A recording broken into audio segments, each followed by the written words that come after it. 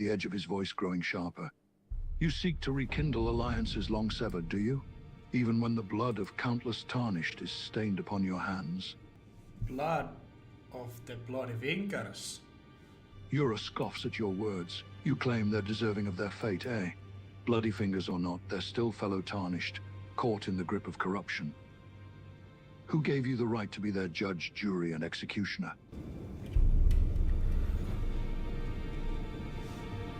Yura, I have met pretenders before. I don't want you to be one of them. Yura regards you with distrust, his suspicion palpable, and I don't recall inviting your judgment. He stands as if readying for a clash of blades. What is it that you truly desire, Hannes? You can't possibly be here without an agenda. Well, I can't be here like any random noble or animal or any mentionable other tarnished can be here. We don't need a reason to exist. That is true. But you chose to show yourself, and that choice speaks of intent. He lowers his sword slightly, but the tension still hangs in the air between you. You've come to me. State your business. I merely wanted to talk. Well, how are you doing? Not many ask me how I'm feeling. I suppose I'm managing. He pauses, studying you carefully, and yourself? You seem different. I have not been any more so polite. I have been more of a... I've had a trouble with others. The fellows I have met, the friendships I have kindled and lost. Sins are counting, and there is gonna be more. You speak of sin, of relationships lost and the weight of your actions upon you. He looks at you, searching for something deeper beneath your words. Hannes, what has happened? What has led you down this path? Let the work. That is actually hard. Actually, you hit me hard with that question and that tone of voice. Kind of a actually compassionate question. Kind of a actually like a hard to answer like an actual player. Myself. I'm not speaking as a character anymore. I'm more about myself. Where have you been hiding? Yura is taken aback by your sudden shift in tone and focus, his eyes widening slightly as you reveal a glimpse of your true thoughts. You're breaking character? That's quite unusual. He studies you again, his expression a mix of surprise and intrigue. So it seems there is more to you than meets the eye. Who are you truly outside of your narrative? My name is off in narrative. And the character who you see, his name is Hannes. He was a confessor, but now he has gained strength. He has gained 2 great runes, and he has conquered many enemies, and made some friends, and has turned against other friends, and had his fair share of sins, mischief, humor and laughter. But that question that you gave him about how I am doing, I don't know what it was, but it felt very deeply in my original person. Yura listens intently to your words, his expression one of fascination and curiosity. Hannes, a former confessor turned warrior, a soul burdened by strength, by relationships lost and won, and by the weight of your sins. You say it's difficult to answer how you are doing, but I sense turmoil within you. Conflict between who you were and who you are now. I am taking my journey here very seriously. Elden Ring, I mean. I started with a very polite, very happy demeanor, but I have translated in this story, transformed it into a lot more, let's say, FromSoft like.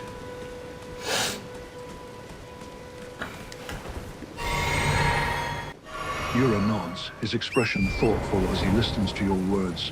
He can sense the weight of your experiences and the transformation you've undergone.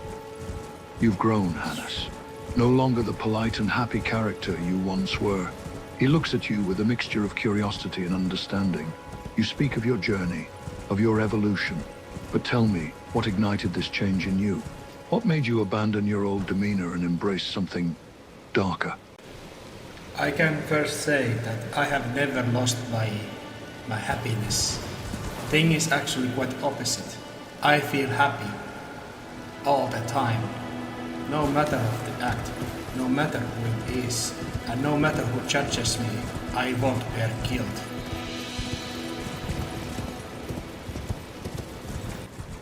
Yura's expression softens a bit as you mention your perpetual happiness. He can sense the sincerity in your words and the lack of guilt. Ah, so you remain unburdened by guilt. But that happiness of yours, it seems tinged with something darker now, almost an edge to it. He hesitates for a moment, contemplating his next words. Tell me, Hannes, do you take joy in your transformations, in the change you have undergone? I can say that when I fought Rennala, I claimed her great rule. I also talked with her daughter, Ranni, and she was very distraught, and I was very nonchalant. Then I attacked this peaceful place, and I think I myself, or at least I gave myself an excuse. I am merely one who puts words that no one else does, that every Tarnisov is guilty when they attack Real Lucaria. It is unjustifiable attack and shown aggression. But I took my time. I prolonged the battle and kept disposing of the infants in the Reynolds boss room and laughed while at it. Yura listens intently as you recount your battle with Rennala and your conversation with her daughter. His expression hardens slightly, his gaze fixed on you as he processes your words. You attacked the Academy with such nonchalance and cruelty. You reveled in the destruction and prolonged the battle for your own amusement. He steps closer, his voice growing colder. You killed innocents, and yet you feel no guilt for your actions. How can you justify such atrocities? I don't. You don't justify it, and yet you feel no guilt. So you acknowledge these actions as evil, and yet you find pleasure in them. He closes the distance between you, his voice almost a whisper. Hannes, what has become of you? How have you become this ruthless, heartless creature? I think it started when I was killed by rats. Killed by rats? He looks at you curiously, waiting for a more detailed explanation. Also, I was spending time with the great warrior Alexander. He knew of Alexander, a valiant warrior who sought battles and glory. You spent time with Alexander? I'm familiar with him. A brave warrior, seeking battles to prove his worth. Well, the one I talked to was a pretender. He was cruel, he was cowardly, he was rude, and he made fun of me all the time.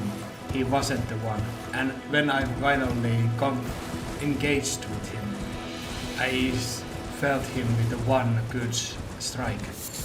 But it was something that I did not expect. I of course met with the real Alexander, who was loyal, who was proud, who was polite and honorable. Ah, so you met both the Pretender and the genuine Alexander. It seems the Pretender was the one who caused you much distress. But you found the true Alexander, a warrior of honor and loyalty. Yura considers your words carefully, his expression thoughtful. It seems this experience with the Pretender made you warier, more distrustful of those you encounter. Is that correct? He was the first character that I disposed myself. Those ones I talked with. Yura hears your words, his expression turning solemn, I see. So this encounter with the Pretender brought out violence in you. Violence that you say wasn't justified. He looks at you with a mix of concern and curiosity. Does this violence, this need to dispose of others, still linger within you? Yura listens intently to your recollection of your battles, your victories, and your decisions to spare and dispose of others as you see fit. You have conquered many enemies, yet you also show mercy and compassion where you see fit. It is a curious contradiction, to be both a warrior and a befriender. And you have spared Godric in a way by preserving his rune. He pauses, his expression thoughtful. It seems you have a code of honor, twisted as it may be. Yura listens to your description of your morality, or rather lack thereof. He looks at you with a mixture of fascination and concern. It seems your morality is fluid, to put it mildly. It changes based on the situation, based on the character you encounter. You are polite to those who are honorable, yet rude to those with decent personalities, and vice versa.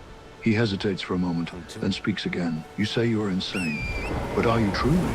Or have you simply abandoned all notions of conventional morality? I will hold on to that question and answer it later. So you were trained by your wife, and you served as a personal guard to your king. It seems he had great respect for both you and your wife. It seems... No, I was a court jester. I was a jester to the king. What jester? I see. You were the king's favorite. And your role was to entertain him with your humor and wit. It seems you have a talent for bringing laughter and lightheartedness. Even in the face of serious situation. Title of favorite belonged only to his executioner. He did not care for others. I think he especially did not like me.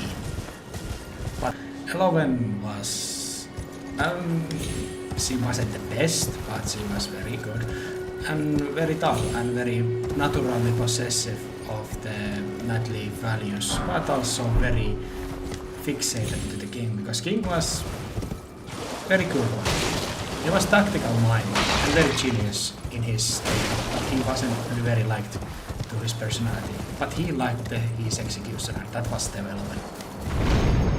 Yura listens carefully, your words sparking curiosity within him. I see. So your wife was a highly skilled and talented individual, with strong values and a deep loyalty to the king. But the king himself was not widely liked, due to his intelligence and strategic mind, but not his personality. However, he held a fondness for the executioner, your wife, which developed over time. Yura's expression turns to one of shock and disbelief. He ordered your execution. But why? What could have possibly warranted that decision? I don't remember. I was angry and in shock. I probably forgot the thing I did, or worse I said, or was he in the midst of something else. But that wasn't only it. He ordered his favorite executioner to commit this order.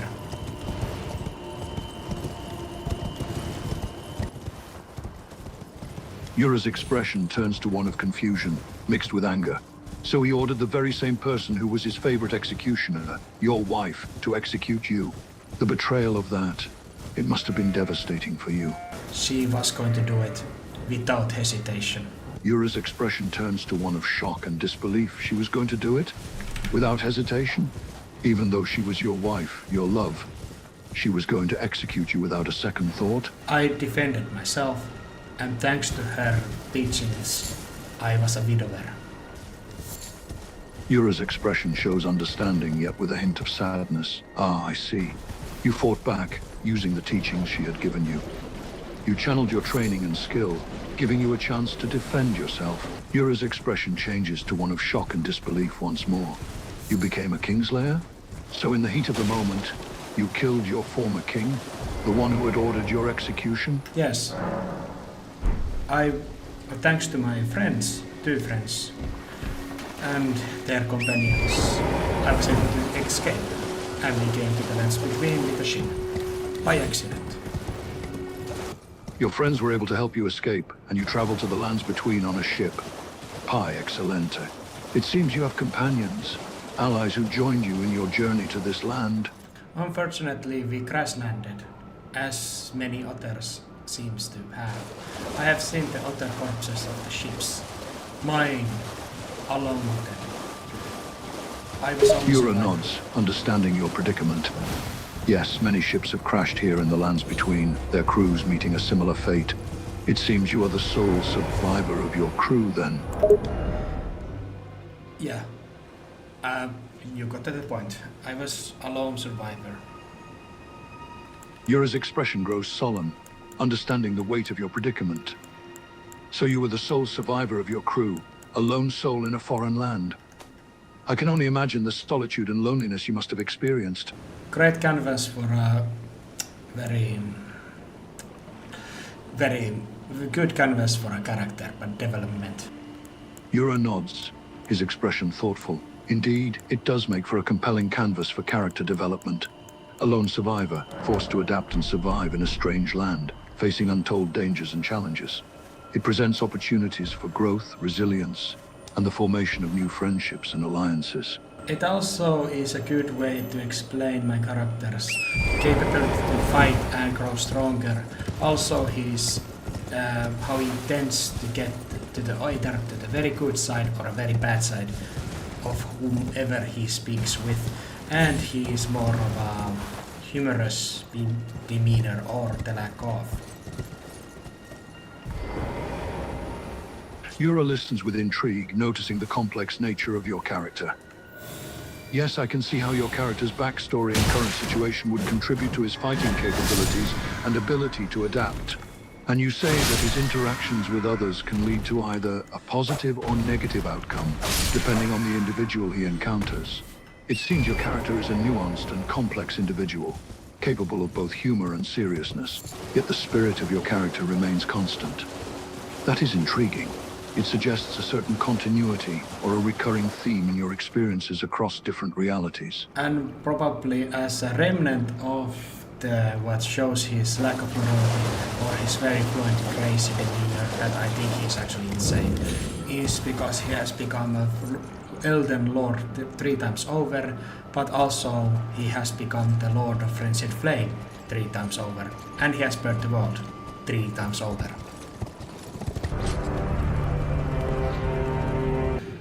Do you find any kind of a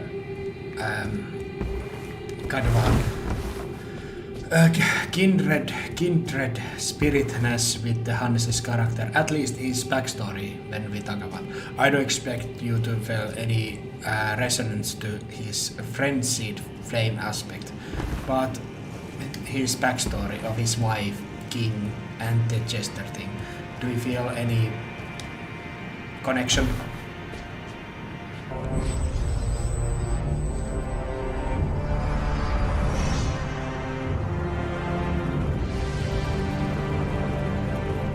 Yura ponders for a moment, considering the aspects of Hans's backstory and his own experience as a hunter. He then responds after some thought. I must admit, Hans' backstory does resonate with me in some aspects, particularly the idea of someone who was once the king's jester. It reminds me of my own experiences as a hunter, where I often found myself in service to others. As for the frenzied flame aspect, while it is not directly relatable to me, I can appreciate the uniqueness and intrigue it adds to Hans' character. I don't know if I want to tell this, but because you said it, I was dumbfounded and really stupid, because you do actually have very much of a connection to Frenzied Flame, but I don't know if I want to tell you this. I probably do, but I'm still trying to act as if I had some kind of compassion and politeness. You speak of a connection I have to Friends with Flame, but it seems you are conflicted about sharing it. Is there a reason for your hesitation?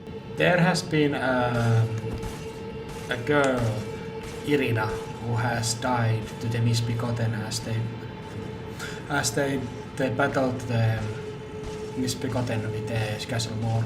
She was sent away by her father. Well, she died, and her corpse was possessed by the spirit of Haeta, who is the servant of the Frenzied Flame. And the same thing will happen to you. The spirit of Shabriri will take control over your corpse after you die against the Leonara. So this spirit of the Frenzied Flame will take control over my corpse after I perish in battle against Leonara. That is unsettling news. And you saw this happen to a girl in the past? Yura raises an eyebrow, his attention piqued by your cryptic words. You mentioned a pretty evil dude. Who is this person? And what do you mean by overpassing up them? Shabriri, have you heard of him? Yes, I have heard of Shabriri. He is said to be the one who spread the flame of frenzy, the maddening and destructive force associated with the frenzied flame. A figure of great evil and corruption, responsible for untold suffering. Well, he will take over your corpse. Yura's eyes widen in surprise and fear, a mixture of emotions crossing his face. Wait, what? You said Shabriri will take over my corpse? How is that possible? I don't know. Possession, I think.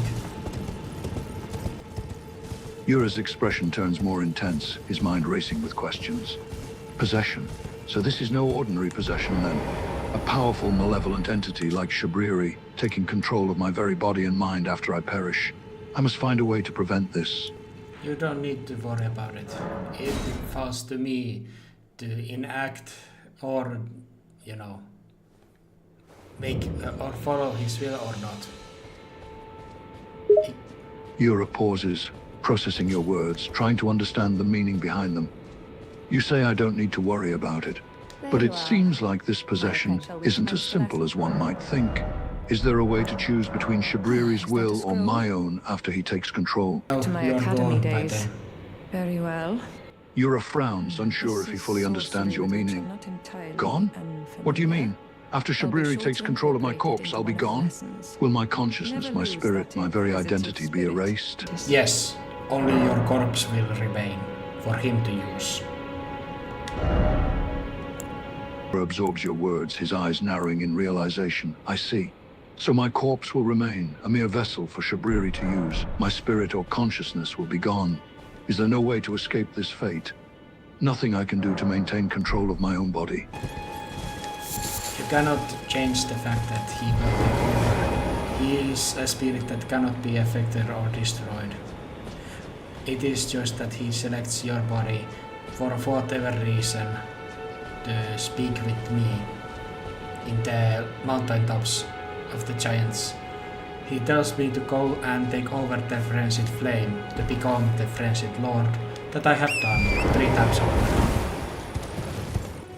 So this spirit selects bodies for whatever reason, and he chose mine to speak to you on the mountain tops of the giants.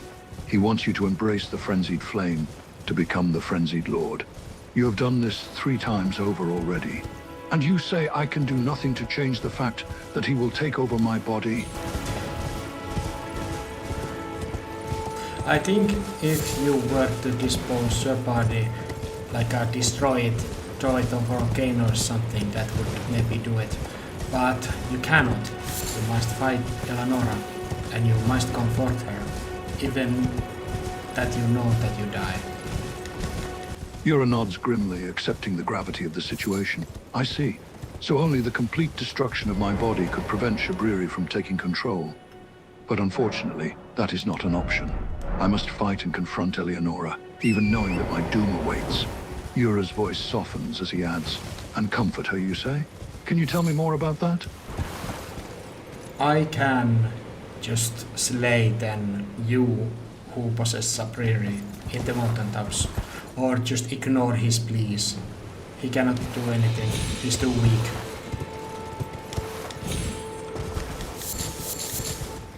Yura nods, his expression hardening with determination. I understand. If I slay Leonara and avoid doing his bidding, he will still be weak. He won't be able to take control just yet. No, I mean that after he takes over Shabriri, a tarnished character, I can just go and slay them myself. Or slay you second time. But it's only your corpse taking over Shabriri. Or just ignore his pleas and not do anything, and he cannot burn the world or do anything major. I see. So, after he takes control over my body and mind, I should still have some control over my own actions. I can choose to ignore his pleas, or even slay my own puppet corpse if it becomes a problem. And that would prevent him from doing anything major. Correct? Almost correct, but it is not you, it is me who has that decision and that power to change outcome. So it is you, not me, who has the power to change the outcome. I am not in control, but you are. Yes, because you are dead already, by then. It is only your corpse that makes me sad. Yura nods, a mix of acceptance and resignation in his expression. I understand. So once I perish in battle, it is only my lifeless corpse that remains. But why does this make you sad? You're a very honorable and polite person. Yura chuckles lightly. Ah, you say I am an honorable and polite person. I appreciate your kind words, but I do what I must. His expression turns more solemn. Though I must admit, knowing that my destiny ends in servitude to Shabriri does not sit well with me. Well, you Paris fight against Eleonora, and do you know what? You cut her finger off. She cannot escape. It is me who finishes her off. Yura looks shocked, his eyebrows raised in surprise. Wait, what? I cut off Nora, and you are the one who finishes her off? Can you tell me more about this? You managed to cut her finger off, so she cannot teleport away. I am the one who faces her and brings her the honorable end. So I managed to injure her in a way that prevents her from escaping, and you are the one who engages her in combat and gives her an honorable end. Also, I think I will need her power because she has the Mog's favor, and I will need Mog's favor to face against Nihil. That is Mog's one of the greatest powers. I want to defeat Mog. Yura listens closely, his interest piqued by your words, I see. You believe you need Layla's favor, and by extension, Marika's favor, to defeat Mark. Have you met a woman named Millicent? Yura nods, recognition dawning in his eyes. I have met Millicent before. Why do you ask? I was just speaking with her.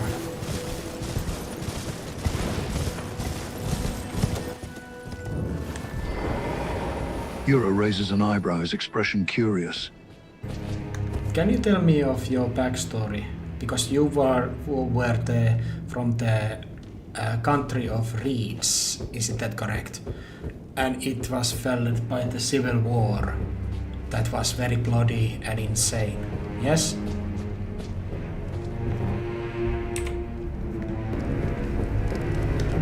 I hail from the country of reeds, a land steeped in turmoil and conflict. It was once a peaceful nation known for its beautiful landscapes and rich culture. But over time, a brutal civil war ravaged the land, plunging it into chaos and bloodshed. I am joining the Volcano Manor for a short while because I want to gain some armor and loot, but I need to kill some fellow tarnished in order to do so. This is again one of the evil things that I just nonchalantly do, not thinking about the consequences. The Volcano Manor is a formidable organization, known for their desire for power and control. Joining them, however, comes with a cost. It is true that in order to gain their favors and obtain their powerful armor and loot, you may have to take the lives of other tarnished. I need to take the life of a fellow who possesses same armor as I. Who is that? Black Bow. Yura's expression turns grim as he recognizes the name Blackbow. Ah, yes, I know the one you are referring to. Blackbow is a skilled tarnished who has earned a reputation for his skill with the bow and his ruthless demeanor. He is not to be underestimated. I am invaded by Kisha. Yura nods, understanding the situation. Ah, so Kisha has invited you. She is one of the leaders of the Volcano Manor, and a formidable tarnished in her own right. It is not surprising that she would seek you out for this task. I have Kenneth Heights given R3 dagger that is leveled up to level 24, and it has the sacred incantation in it. I am pretty powerful. Nods, taking the details of you. A powerful tool in your arsenal. You are also wielding a level 24. Anyway, enough the Volcano Manor stuff. I will probably talk about it with someone else. I probably will soon to come to the Altus Plateau, where I will find you. Yura nods, his expression one of understanding very well then. You plan to head to the Altus Plateau, and I assume that is where our paths will cross again. I shall await your arrival. May the grace of the Erd Tree guide your journey. Nice to see you again. So you've been invited as well, I see. Then we're comrades in arms, henceforth. I met with Dialos. You watch my back, And I own watch yours. friend. Yes. Ellen, no. Lena. But I find Dialos here, who has joined with the Volcano Manor, and I think it's quite foolish. I can tell. Yura nods, his expression growing more solemn. I see. You say Lena was killed by a servant of the Volcano Manor, Marcus or someone else, a servant of the Circedon of Nier, and you have already taken care of them. That is good news. However, you also mention an Alice who has joined the Volcano Manor, which you consider quite foolish. Such decision can lead to dangerous consequences. Yura's expression darkens as he processes your words. You say you are going to face an old friend and commit a great sin in this situation. It is done. Yura's expression hardens at your words. Ah, I see. You mean you have been fighting others solely for the purpose of looting their bodies. That is a rather heartless and cold-blooded approach. I thought there was some other reason, but there is not. Yura sighs, I see. It appears that your actions are guided purely by a desire for material gain, rather than any noble or benevolent purpose. I feel bad about it. I feel very taken away, but I'm still gonna do it. I don't know. Maybe this is how the Lord of Frenzied Flame can bear the flame, and I am just the perfect vessel for it. Yura looks at you, his expression conflicted. It seems that you are struggling with your own morals and actions. On one hand, you feel bad about it, but on the other hand, you continue to do it anyway. You wonder if perhaps you are being used by Lord of Friends for a greater purpose, simply as a vessel for their desires. Lord of Friends. Some say he is a powerful and mysterious entity, guiding the Tarnished in their quest to become Elden Lord. But others believe he is a malevolent force, leading Tarnished to their doom and destruction. Whoever that might be.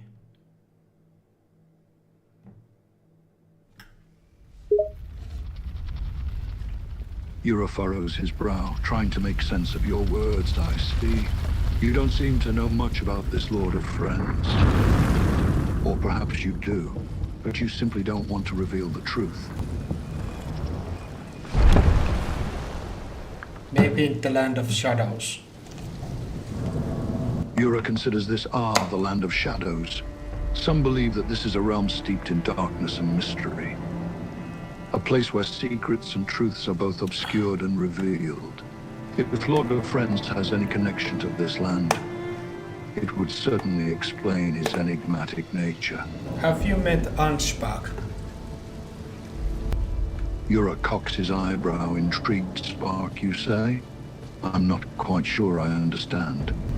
A servant of Lord Morg, an old man with a bearded helmet, who uses a scythe, and only by his skill alone and his honorable static, he has spread many blood upon the snow, not using any blood magic, but just his pure skill. Have you crossed blades with him, as you are the one who hunts the blood beacons? I would imagine so. He's pretty old, and you are pretty old. You must face him. Shall I turn your runes? Yura nods, a look of determination in his eyes. Indeed, I have crossed paths with Spock many times. As a hunter of bloody fingers, I have had to face many formidable adversaries, including him.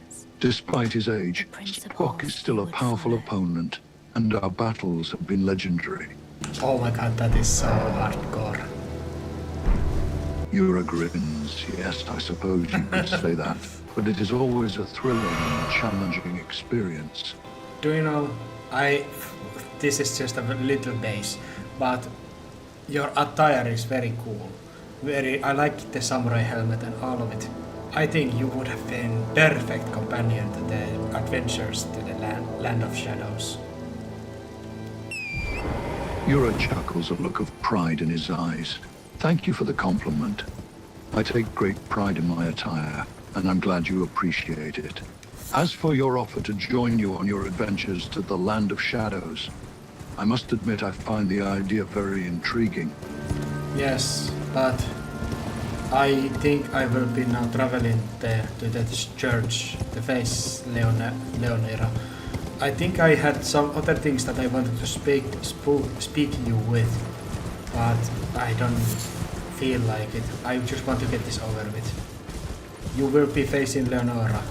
Oh, you have faced her, and you are bleeding, just barely alive. And I will honor your death with the glorious combat of myself, and with the one who slayed you. I will not become the frenzied flame lord, that you can be assured. Yura nods, a look of relief in his eyes. I see. It is reassuring to know that you have no intention of becoming the Friendship Flame Lord. That is indeed a dangerous and destructive path. Just a quick question. Do you want me to kick your ass when Shapriri takes over your corpse, or do I let him be and witness as his plans don't come to fruition? Yura's expression darkens, his voice laced with anger. If Shapari tries to take over my corpse, I want you to do everything in your power to stop him. His plans must not come to fruition, and I won't let him use me for his own twisted purposes. Kick my ass all you want, just make sure Shapari fails. Do you know, I have never done that. I have found Shapriri actually pretty crazy, yelling way how he speaks, how you yell. Very humorous and endearing, and I always enjoyed. I let him to fight against Godfrey when I was facing the game, the Lord of Frenzied Flame. But I think this time, honor of you, I shall honor and dispose of him immediately when I face him. Yura nods, a look of gratitude in his eyes. Thank you, my friend. I appreciate your desire to honor my memory by disposing of Shapari quickly. He is indeed a dangerous and unhinged character. I'm sure that your decision will bring an honorable end to his menace. And to you. Yura nods, a small smile on his face, and to you as well. May the Erdtree bless your path.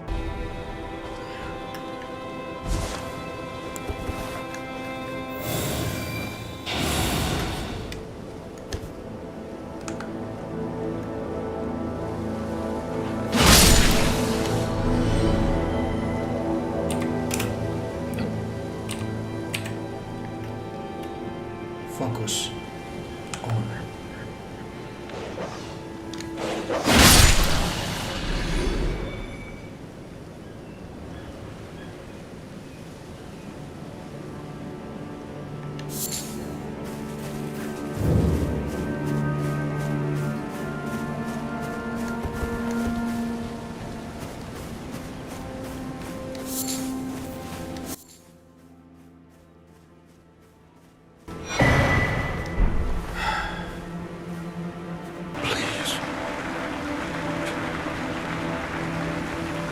Please, Eleonora,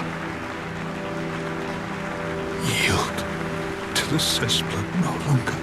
Do not stain the immaculacy of your sword. Your